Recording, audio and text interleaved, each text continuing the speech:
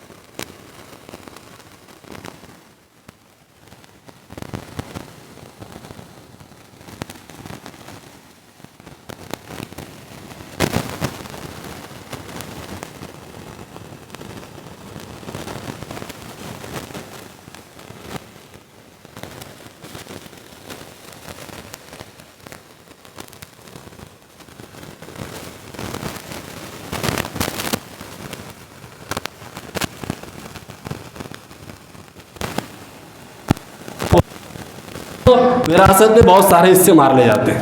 ابھی اس کی تفصیل کچھ آگے آئے گی. تو یہ پتہ چلا کہ اس کا علم حاصل کرنا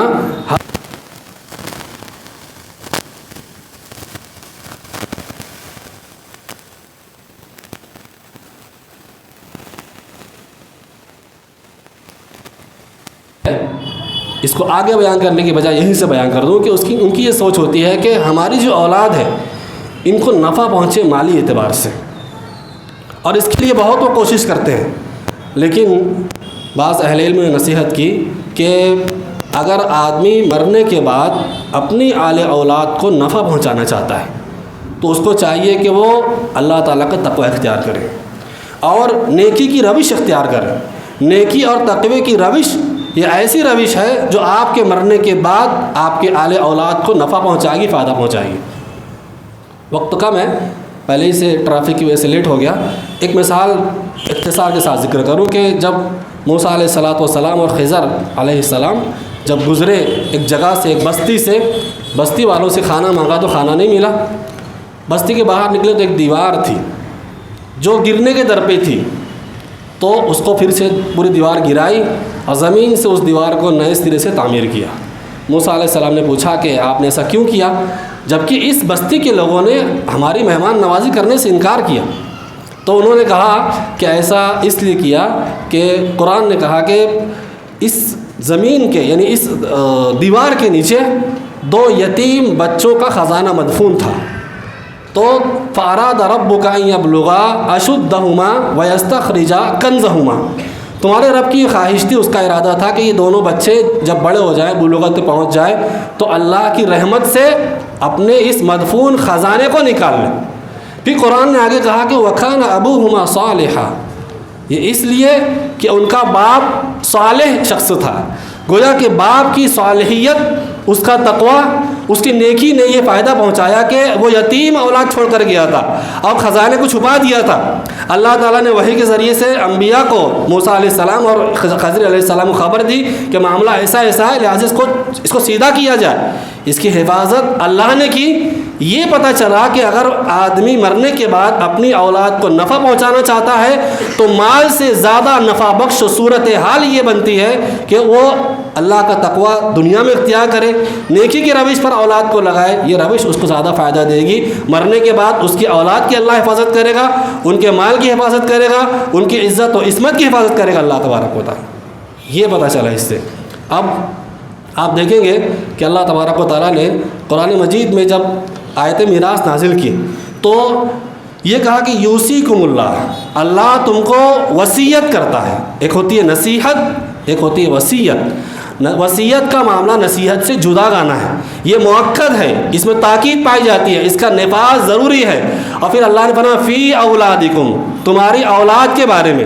ماں باپ کا ترکہ تقسیم ہوگا، ماں باپ کو اپنی اولاد کے بارے میں اللہ تعالیٰ وصیت کر رہا ہے. کیا پتہ چلا اس سے یہ پتہ چلا کہ ماں باپ سے زیادہ اب تمہاری اولاد کے ساتھ شفقت کرنے والی ذات اللہ تبارک و تعالیٰ کی ہے. اگر ایسا نہ ہوتا تو یہ نہ کہا جاتا کہ یوصیکم اللہ فی اولادکم، اللہ تمہاری اولاد کے بارے میں تم کو وصیت کرتا ہے. کیا وصیت کی؟ للذکر مثل حظ الانثیین، کہ بیٹے کا حصہ، لڑکے کا حصہ 2 لڑکیوں کے برابر ہوگا. یہاں پر 3 باتیں میں آپ کے سامنے رکھوں جو ایک دوسرے سے ملی جلی ہیں. پہلی بات یہ کہ اللہ تبارک و تعالیٰ نے ان احکامات کا تذکرہ سورۃ النساء میں کیا، اور دوسرے یہ کہ حصے کی جب بات آئی تو کہا کہ ایک لڑکے کا حصہ 2 لڑکیوں کے برابر ہے. اب پہلی بات یہ ہے کہ سورہ نساء کے اندر اس کا تذکرہ کیوں کیا گیا؟ یہ شاید اس لیے کہ نساء بمعنی عورت کے، جب یہ سورت آدمی تلاوت کرے گا، آیت میراث پر پہنچے گا، جب یہ پڑھے گا کہ للذکر مثل حظ الانثیین، تو ذہن اس طرف جائے گا کہ اللہ تعالیٰ نے بیٹوں کے ساتھ بیٹیوں کا حصہ بھی مقرر کیا ہے. جو زمانہ جاہلیت میں لوگ مار لیتے تھے، اب کے زمانے میں بھی ایسا ہی ہوتا ہے بہت ساری جگہوں پر، اللہ ماشاء اللہ لوگ دیتے بھی ہیں، ایسا نہیں ہے. تو یہ ذہن جائے. دوسری بات یہ ہے کہ اللہ تعالیٰ نے یہ کہا کہ للذکر مثل حظ الانثیین، 2 بیٹیوں کے برابر ایک بیٹے کا حصہ ہے. الٹا بھی کہا جا سکتا تھا کہ ایک بیٹے کا حصہ ایک بیٹے کے آدھا ملے گا، اس طرح بھی کہا جا سکتا تھا. لیکن کہا کیسے گیا کہ 2 بیٹیوں کے برابر ایک بیٹوں کو ملے گا. مقصد یہ ہے کہ جب وراثت کی تقسیم کرنے بیٹھو گے، پہلے بیٹیوں کا طے ہوگا تو یہ تقسیم سامنے آئے گی کہ بیٹوں کو کتنا ملے گا. یہ بتانے کے لیے اللہ تعالیٰ نے للذکر مثل حظ الانثیین کا اسلوب اختیار کیا، جس سے جگہ جگہ یہ بات معلوم ہو رہی ہے کہ کسی بھی طریقے سے بہنوں کو، بیٹیوں کو وراثت سے نظر انداز نہیں کیا جا سکتا اور صرف نظر اس سے نہیں کیا جا سکتا. اس کے بعد آپ آئیے تقسیم کی طرف جلدی آگے بڑھتے ہیں، بہت تفصیل میں نہیں جا رہا ہوں. کہ جب ترکے کی بات آئے گی، ترکہ ہوتا کب ہے؟ ترکہ ہوتا ہے ماں یا باپ کے انتقال کے بعد، صاحب مال کی وفات کے بعد ترکے کی تقسیم کی نوعیت آتی ہے. ہمارے یہاں کیا ہوتا ہے معلوم؟ کہ شادی ہوتی ہے، 2-4 سال ماں باپ کے گھر میں رہتے ہیں، اس کے بعد دھیرے سے جھگڑا ہوتا ہے، الگ ہو جاتے ہیں. الگ ہو جانے کے بعد کچھ وقت نکلتا ہے تو شیطان وسوسہ ڈالتا ہے کہ تمہارے جو دوسرے بھائی ہیں وہ تو تمہارے ماں باپ کے ساتھ رہ رہے ہیں، کارخانے کا کرایہ آ رہا ہے، ان کے ساتھ کاروبار کر رہے ہیں اور ٹھاٹ بات سے زندگی گزار رہے ہیں، تمہارا کیا، تم تو الگ ہو گئے. اب یہ جا کے ابا کے پاس بیٹھ جاتا ہے کہ حصہ دو میرا. ابا ہی پریشان ہوتے ہیں کہ زندگی میں حصہ اس کو دے دیں، باقی لوگ کو پھر کیسے دیں گے. پریشانی کی صورتحال پیدا ہوتی ہے. یہ وراثت کا علم نہیں ہونے کی وجہ سے ہوتی ہے. کیوں؟ زندگی میں آپ کے باپ کے مال میں آپ کا 1 روپیہ کا حصہ نہیں ہے. ذمہ داری کے ساتھ کہہ رہا ہوں، زندگی میں آپ کا باپ زندہ ہے، آپ کے باپ کے مال میں 1 روپیہ کا نہ آپ کا حق ہے، نہ آپ کو حق جتانے کا اختیار ہے. وہ مرے گا تب وہ آپ کا ہوگا، مرنے سے پہلے نہیں ہو سکتا آپ کا. تو یہ مطالبہ کرنا یہ ناجائز ہے اور گناہ کا کام ہے کہ آدمی اپنے باپ سے مطالبہ کرے کہ مجھ کو میرا حصہ دو. تیرا حصہ ہے ہی نہیں، پورا مال تیرے باپ کا ہے. جب تیرے باپ کا ہے، تیرا حصہ کہاں سے ہوا اس میں؟ جب تیرا حصہ نہیں ہے تو تجھے مانگنے کا حق نہیں ہے. پہلی بات یہ. دوسری شکل اسی ہوتی ہے، اگر شفقتاً باپ کچھ اولاد کو دینا چاہے تو شرعاً ہبہ کی شکل بنے گی، وراثت کی تقسیم کی شکل نہیں بنے گی. بیٹے بیٹیوں کو برابر دینا پڑے گا. نبی کریم صلی اللہ علیہ وسلم کے پاس نعمان بن بشیر ایک صحابی ہیں، انہوں نے اپنے بیوی کے کہنے پر اپنے بیٹے کو کچھ مال دیا. مقصد وہی تھا کہ دوسرے بیٹوں کی بجائے اس کو کچھ مضبوطی دے دی جائے. چنانچہ رسول اللہ صلی اللہ علیہ وسلم کے پاس ان کی بیوی نے ان کو بھیجا کہ جاؤ اور ان سے کہنا کہ اللہ کے رسول اس پر گواہ بنے تاکہ بعد میں کوئی گڑبڑی نہ ہو. چنانچہ بشیر رضی اللہ عنہ یہ مقدمہ لے کر رسول اللہ صلی اللہ علیہ وسلم کے پاس میں آئے اور کہا کہ اپنے ایک بیٹے کو میں نے مال اتنا دیا ہے اور مقصد یہ ہے کہ اس پر آپ گواہ بنیں. آپ نے سوال کیا کیا؟ یہ پنچ کی ذمہ داری ہوتی ہے. جب ہمارے پنچ بیٹھتے ہیں، ابھی اس کی بھی کچھ وضاحتیں ہو سکتا ہے آگے آئے گی، تو چہرہ دیکھ کر بیٹھتے ہیں لوگ، کون غریب ہے، کون تعلق والا ہے. جب پنچایت بیٹھتی ہے تو انصاف کے حق میں شرعاً بات کم ہوتی ہے، حمایتاً بات زیادہ ہوتی ہے. ہر جگہ کی بات ایسا نہیں ہو سکتی، لیکن جو کچھ دیکھنے اور سننے میں آتا ہے، معلومات میں آتا ہے، تو اس میں بیشتر معاملات ایسے بھی ہوتے ہیں. انصاف سے کام لینا چاہیے. پہلے پورے معاملات کی تہ تک جاؤ کہ ہے کیا معاملہ، تب بیٹھ کے فیصلہ کرو. اور جب بیٹھیں گے لے کر پنچایت بیٹھتی ہے تو ہمارے یہاں سب ایسے لوگ بیٹھتے ہیں جو جانکار نہیں ہوتے. اگر ہم کہہ دیں کہ شرعاً جاہل ہوتے ہیں تو شاید تھوڑا سخت ہو جائے، لیکن وہ اتنے علم والے لوگ نہیں ہوتے، شرعاً باریکی سے واقف نہیں ہوتے ہیں. اور ایسے ہی لوگ گاؤں میں پنچ ہوتے ہیں. عالم کو لے کر بیٹھنا چاہیے جو وراثت کے معاملات کی جانکاری رکھتا ہو. چنانچہ اللہ کے رسول نے تفتیش فرمائے. کیا تفتیش کی؟ تمہاری کوئی اور بھی اولاد ہے، تیرا کوئی بیٹا ہے. ولد کا لفظ حدیث میں آیا، جب ولد کا لفظ آئے تو بیٹے بیٹیاں دونوں شامل ہوتے ہیں. کیوں؟ یوصیکم اللہ فی اولادکم، تمہاری اولاد کے بارے میں اللہ وصیت کرتا ہے. تو اولاد میں بیٹے بیٹیاں دونوں ہیں، یہ اولاد ولد سے ہے، لہٰذا ولد میں بیٹے بیٹیاں دونوں آ گئے. کہا تیرا کوئی لڑکا ہے؟ کہا ہے. کچھ ان کو بھی دیا ایسا ہی؟ نہیں دیا. اللہ کے نبی نے فرمایا کہ میں ظلم پر گواہ نہیں بنتا، میں ظلم پر گواہ نہیں بنتا. ایک دوسری روایت میں کہ اللہ کے نبی نے فرمایا اللہ سے ڈرو اور اپنی اولاد کے درمیان انصاف کرو. یہ پتہ چلا کہ زندگی میں اگر ہبہ کرے گا کسی اولاد کو تو سب کو برابر برابر دینا پڑے گا، چاہے بیٹے ہوں چاہے بیٹیاں ہوں.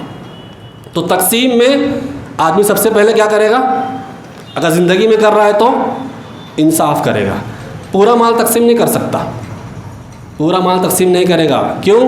وراثت اس کی، مال اس کا ہے، اس کے مرنے کے بعد وارثین کا ہونے والا ہے. اگر مجبوراً تقسیم کی بات آ جائے تو مال میں سے آدمی کو چاہیے کہ کچھ حصہ، نصف حصہ تقسیم کرے، باقی حصہ اپنے پاس بچا کر رکھے. کیوں؟ اگر وہ پورا حصہ تقسیم کر دے گا تو بہت سارے مفاسد ہیں، اور شریعت عدل پر مبنی ہے اور مفاسد سے بچانا چاہتی ہے. بر صغیر میں کراچی میں ایک واقعہ پیش آیا کہ ایک باپ کی کروڑوں کی پراپرٹی تھی. باپ نے اپنی پراپرٹی کو اپنے تمام بچوں میں تقسیم کر دیا. پراپرٹی تقسیم ہو گئی تو باپ یتیم ہو گیا، گویا کہ لاوارث ہو گیا. اب کون اس کو سنبھالے گا؟ تو اب ہمارے یہاں یہ ہوتا ہے کہ ابا کہیں بھی رہ لیں گے کسی کے یہاں، ایسا ہے نا ہمارے یہاں. ویسے ان کے یہاں بھی ہوا کہ ابا کو رکھے گا کون؟ اب جب پیسہ آتا ہے تو آدمی کی چال ڈھال بدل جاتی ہے، سوچنے کا انداز بدل جاتا ہے، خصوصاً جو نئے نئے امیر ہوتے ہیں. آج کا پیسہ ہے تو پھر آج کی بات ہوگی. تو کہا کہ میں نہیں رکھوں گا ابا کو. سب بیٹوں نے باپ کو رکھنے سے انکار کیا. منصوبہ بنایا، رپورٹ چاہی ہوئی کہ ان لوگوں نے مل کر باپ کو قتل کر دیا. زندگی میں تقسیم کرنے کے مفاسد میں سے ایک حقیقی واقعہ آپ کے سامنے ذکر کیا. ایسے واقعات ہوتے ہیں کہ اماں ہیں، اماں کو ابا کی وراثت میں حصہ ملا، اماں لے گی نہیں، بڑھیا ہو گئی کیا کرے گی، میرے گھر رہ لے گی. ہوتا ہے ایسا ہے. پھر ماں کی چارپائی ایسی جگہ رکھی جاتی ہے جہاں صاف صفائی کرنا یہ ممکن نہ ہو. دن بھر ہو جاتا ہے، لوگ ماں کے پاس جھانکتے نہیں ہیں. ایسے بھی وہ صورتحال پیدا ہوتی ہے. تو ماں اپنی وراثت، اپنے مال کا جو معاملہ ہے، یا باپ اپنی زندگی میں اپنے مال کے جو معاملات ہیں اپنے کنٹرول میں، اپنے اختیار میں رکھے. بیٹے اگر مانگنے آتے جوتا لا کے بھگاؤ ان کو، تمہارا ہے نہیں ہے، جب رہے گا جب آنا. اب چلیے تقسیم کی بات آ گئی. تقسیم کے تین مراحل ہیں. تقسیم سے پہلے کا پہلا مرحلہ یہ ہے کہ جب کسی آدمی کی وفات ہوگی اور اپنے پیچھے وہ مال چھوڑے گا تو سب سے پہلے اس کے مال سے اس کا کفن دفن کیا جائے گا. اس میں توسع ہے. اگر میت نے رہتا گھر چھوڑا ہے تو کفن دفن گھر بیچ کے تو نہیں کریں گے. کس کی ذمہ داری ہوگی؟ قریبی ورثہ کی ذمہ داری ہوگی کہ اپنے مال سے کفن دفن کریں. اس کا بہت اجر و ثواب ہے. لیکن کبھی صورتحال ایسی ہوتی ہے کہ سونا ہوتا ہے، کیش ہوتا ہے، چلتا کاروبار ہے، آدمی کی وفات ہو گئی تو اس کو کفن گفٹ نہیں کیا جائے گا، کفن اس کو تحفتاً نہیں دیا جائے گا، اس پر احسان نہیں کیا جائے گا. کفن کی حیثیت کیا ہوتی ہے؟ معمولی سے کپڑا ہوتا ہے، مٹی میں مل جائے گا، ہلکی کوالٹی کا کفن والا استعمال کرتے وہی دیا جاتا ہے ہمارے یہاں. تو ایک آدمی جو شاہانہ زندگی گزارتا تھا، جب زندہ تھا تو 1000 2000 5000 والے کپڑے پہنتا تھا. اب جب مر گیا، اس کا مال موجود ہے، تو آپ اس کو یہ ہلکا پھلکا کفن تحفتاً کیوں دیں گے؟ یہ اس کی شان کے خلاف ہے، یا یوں کہے کہ اس کے احترام کے خلاف ہے. لہٰذا پہلا مرحلہ یہ ہے کہ کفن دفن کا جو نظم ہے اگر اس کا مال موجود ہے اور طاقت ہے تو اس کے مال میں سے اس کو دیا جائے. اگر کسی میت کا مال نہیں ہے تو پھر جو اقربا ہیں وہ اسے کفن دفن کا انتظام کریں گے. یہ ان پر واجب ہوگا. کن پر؟ جن کے پاس مال نہیں ہے، جس میت کے پاس وہ مال نہیں چھوڑا ہے، ورثہ چھوڑے ہیں، تو ورثہ پر واجب ہوگا کفن دفن کریں گے. پہلا مرحلہ یہ ہو گیا. دوسرا مرحلہ یہ ہے کہ اگر میت کی ذمہ کوئی قرض ہے تو قرض دیا جائے گا. بہت سارے لوگ نیک ہوتے ہیں، میت جب آتی ہے قبرستان میں تو اس کا اعلان کرتے ہیں کہ ہمارے ابا پہ یا میت پہ کوئی لین دین ہو، قرض کا معاملہ ہو تو فلاں فلاں سے ملے. ایسے ہی کچھ ذہین لوگ بھی ہوتے ہیں. وہ کیسے ہوتے ہیں؟ لوگوں سے چھپ چھپ کے چلتے ہیں. معلوم رہتا ہے ہمارا ابا کا دوست ہے، اس کے کچھ باقی ہوں گے. اعلان ابا کا معاملہ ہے، کون دیکھے گا؟ یہ صورتحال پیدا ہوتی ہے. اگر مال ہے تو مال میں سے سب سے پہلے میت تک قرضہ کیوں دیا جائے گا؟ کیوں دیا جائے گا؟ سوال ہے نا. اس لیے کہ اللہ کے نبی نے فرمایا کہ شہید کا ہر گناہ معاف کر دیا جاتا ہے. جو آدمی اللہ کے راستے میں شہادت کا درجہ پا رہا ہے، آپ دیکھیے اس کے تمام گناہ، اس کے خون زمین پر گرنے سے پہلے معاف ہو جاتے ہیں. الا الدین، مگر اگر قرض ہے قرض معاف نہیں ہوتا ہے. قرض دینے سے معاف ہوگا. کیسے دیا جائے گا؟ جب مرا وہ، اس کی موت ہوئی تو اس کی وراثت میں سے، اس کے مال میں سے دوسرا مرحلہ یہ ہے کہ اس کا قرض دیا جائے.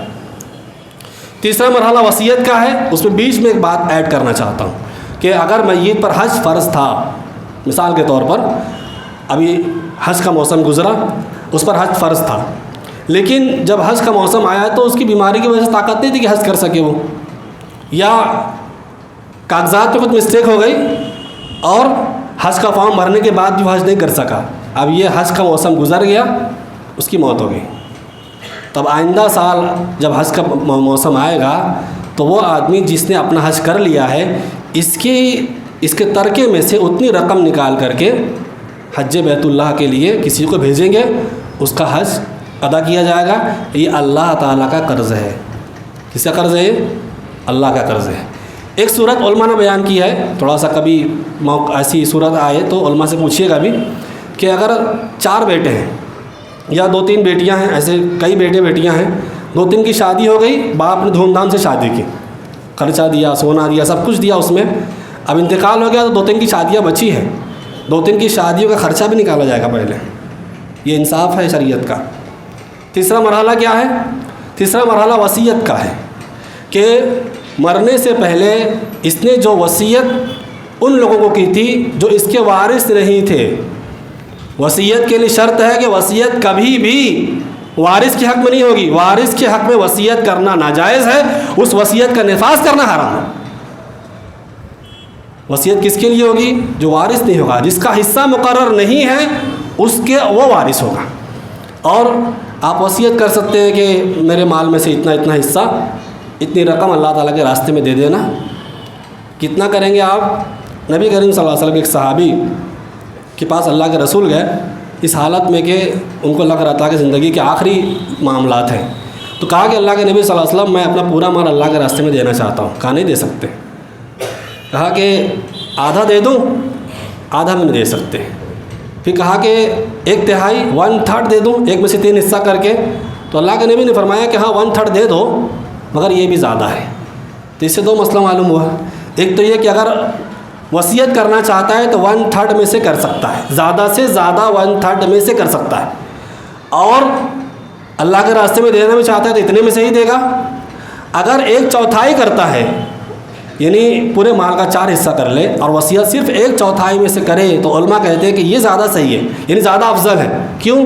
اس لیے کہ اللہ کے نبی نے فرمایا تھا کہ اگر 1/3 میں سے یہ کر رہے ہو تم تو یہ بھی زیادہ ہے. تو اس سے یہ اسلوب سے معلوم ہو رہا ہے کہ اس میں سے بھی بچتے ہوئے اس سے کم میں وصیت کرے. وصیت کس کے لیے کرے گا؟ میں نے بتایا اس کے لیے جو وارث نہیں ہو. بیٹا آپ کا وارث ہے، اس کے لیے وصیت نہیں ہے. بیٹی آپ کی وارث ہے، اس کے لیے وصیت نہیں ہے. یتیم پوتا آپ کا وارث نہیں ہے. اس مسئلے کو اچھی طریقے سے سمجھیے. میرا اس پر ایک پورا خطبہ ہوا جعفر نگر میں، اس کی پوری تفصیلات میں نے بیان کی تھی کہ یتیم پوتے کی وراثت میں، یتیم پوتے کا دادا کی وراثت میں کوئی حصہ نہیں ہوتا ہے. اب ہمارے یہاں مسئلہ کیا ہوتا ہے جانتے ہیں؟ وہ حدیث لے کے بیٹھ جاتے ہیں کہ باپ کی زندگی میں بیٹے کا انتقال ہو گیا، اب پوتے پوتیاں ہیں. تو اب آج انتقال ہوا تو بہو بیچاری پورا برتن سامان وان اٹھائے اور میکی چلی جاتی ہے، اور جا کے اب بھائی ہے وہاں، اگر ماں باپ ہے تو ٹھیک ہے، وہاں جا کے وہ گھٹ گھٹ کر زندگی گزارتی ہے۔ یہ اسلام ہے؟ پوچھ رہا ہوں آپ سے، اسلام ہے؟ کیا جانتے اس کے بارے میں ہم؟ اگر باپ کی زندگی میں بیٹا مر گیا، اس کی وفات ہو گئی، پوتے پوتیاں ہیں، تو سب سے پہلے دادا اپنے پوتے پوتیوں کی کفالت کی ذمہ داری لے گا۔ اگر کفالت کرتے کرتے دادا کا یعنی باپ کا پورا مال ختم ہو جائے تو دیگر ورثہ ہیں ان کو انگلی اٹھانے کی گنجائش نہیں ہے۔ کیوں؟ باپ ذمہ دار ہے بھائی، یہ ملکیت باپ کی ہے، مرنے کے بعد آپ کا ورثہ ہوگا، یہ ایک معاملہ رہے گا۔ اب ظاہر سی بات ہے کہ جب یتیم پوتے پوتیوں کا خرچہ اٹھائے گا وہ، تو اس میں سے کچھ حصہ جو اس کی بہو ہے اس کو بھی اس سے کچھ فائدہ مل سکتا ہے، تو اس میں بھی کوئی قباحت نہیں اگر وہ شادی نہیں کرتی ہے اور اس میں سے کچھ کھا پی لے ہوئے، تو یہ اس کی سلوک ہوگا دادا کی جانب سے، سسر کی جانب سے۔ اب ہمارے یہاں یہ شکل جو پائی جاتی ہے کہ یتیم پوتے کو حصہ نہیں ملے گا تو محروم کر دیا جاتا ہے۔ اگر دادا کو لگتا ہے کہ میں بھی آج کل میں جانے والا ہوں، ہوتا ہے نا احساس ایسا آدمی کو، عمر زیادہ ہو گئی، بیماریاں ہیں، اب موت کا کیا بھروسہ، 40-45 سال 35 سال والے لوگوں کو اٹیک آ جا رہا ہے، چل بس رہے ہیں، ہم سبق لینے کے لیے تیار نہیں ہیں، تو اگر ایسی صورتحال آ جائے وصیت کرنا پڑے گا۔ یہ آپشن کے طور پر ہے، بعض لوگ کہتے ہیں وصیت واجب ہے، لیکن سلف صالحین اور صحابہ میں ایسا کوئی واقعہ نہیں ملتا ہے کہ یتیم پوتے کے لیے وصیت کو پہلا آپشن انہوں نے بنایا، ایسا کوئی واقعہ نہیں ملتا، اہل علم کہتے ہیں۔ لہٰذا جو وصیت ہے یہ آپشن کے طور پر ہے کہ یتیم پوتے یتیم پوتیوں کے لیے دادا 1/3 میں سے وصیت کرے کہ میرے مرنے کے بعد ان کو اتنا اتنا حصہ دے دینا۔ اب باپ کا انتقال ہو گیا، اب تقسیم کی بات آ رہی ہے۔ تقسیم کی بات میں کفن دفن ہو گیا، حج ہو گیا، قرضہ ہو گیا، اور وصیت کا نفاذ۔ وصیت کے نفاذ میں اللہ تبارک و تعالیٰ نے مسلمانوں کو حکم دیا ہے ایمانداری برتیں۔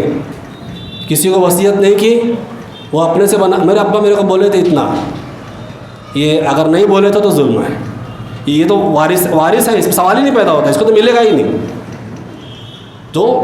جو وصیت کر کے جا رہا ہے غیر وارثین کے لیے اس وصیت کا نفاذ ہوگا۔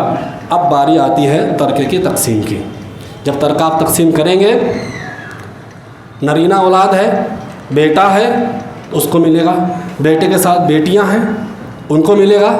صرف اگر بیٹیاں ہیں، نرینہ اولاد نہیں ہے، تقسیم الگ ہوگی۔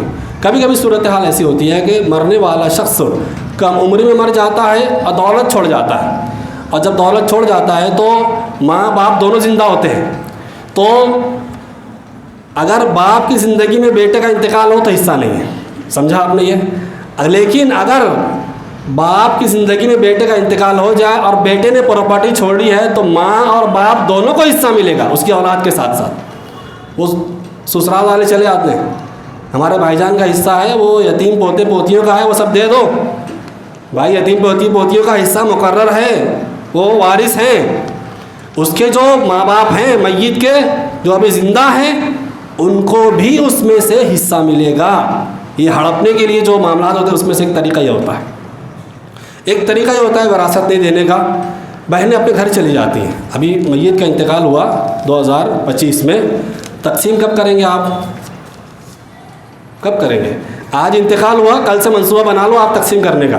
اگر آپ نے منصوبہ نہیں بنایا، جتنا دیری آپ کریں گے اتنے مسائل پیدا ہوں گے، اور اگر آپ نے کاروبار اپنے دائرے میں کر رکھا ہے، باپ کے گھر میں آپ رہتے ہیں، ایک بھائی ہے 3 بہنیں ہیں، تینوں بہنیں اپنے گھر رہتی ہیں، باپ کے مرنے کے بعد تقسیم کرنا آپ کے لیے واجب ہے، اگر نہیں کر رہے تو ظالم ہیں، جتنا دن ہوگا اتنا ظالم ہو گیا۔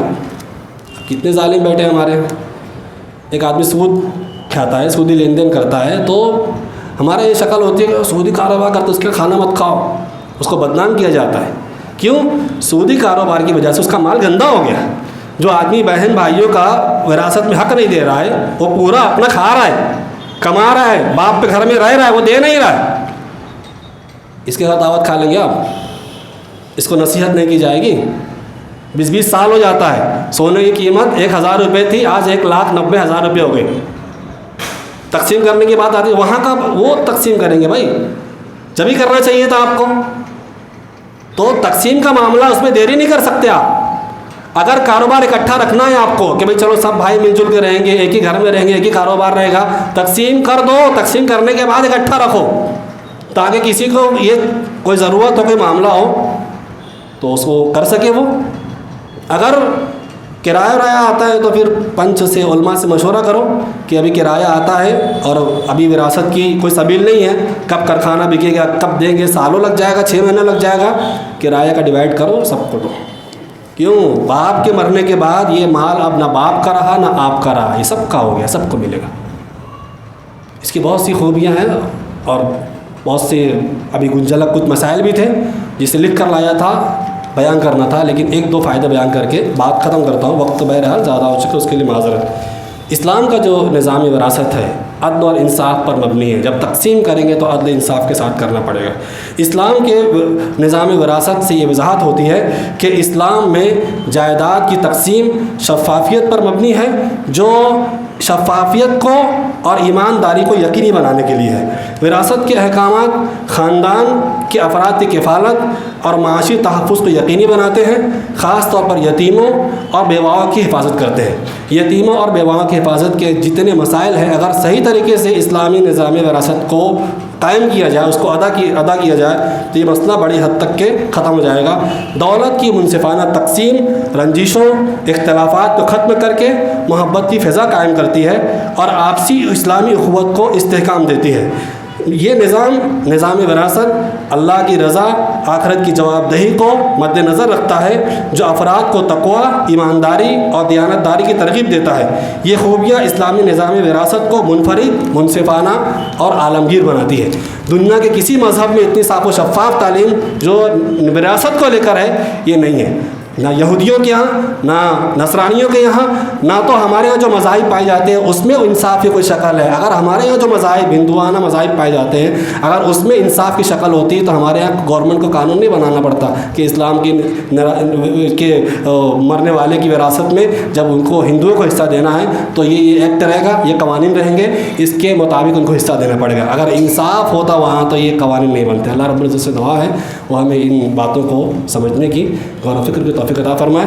جو حقدار ہیں اللہ تعالیٰ ان کے حق کو ادا کرنے کی توفیق عطا فرمائے، اور جو مشکلات اور مسائل ہوتے ہیں اللہ تعالیٰ قرآن و حدیث کی برکت سے ان مشکلات کو حل فرما دے۔ دنیا اور آخرت کی سعادت سے اللہ رب العالمین ہمیں بہرور فرمائے، آمین۔ وصلی اللہ علیہ نبینا محمد وعلی آلہ وصحبہ اجمعین، وآخر دعوانا الحمد للہ رب العالمین۔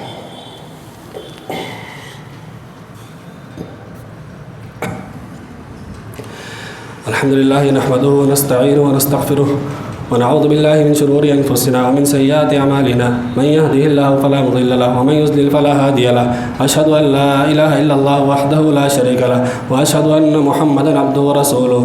أعوذ بالله من الشيطان الرجيم، بسم الله الرحمن الرحيم، إن الله يأمر بالعدل والإحسان وإيتاء ذي القربى وينهى عن الفحشاء والمنكر والبغي يعظكم لعلكم تذكرون، اذكروا الله يذكركم وادعوه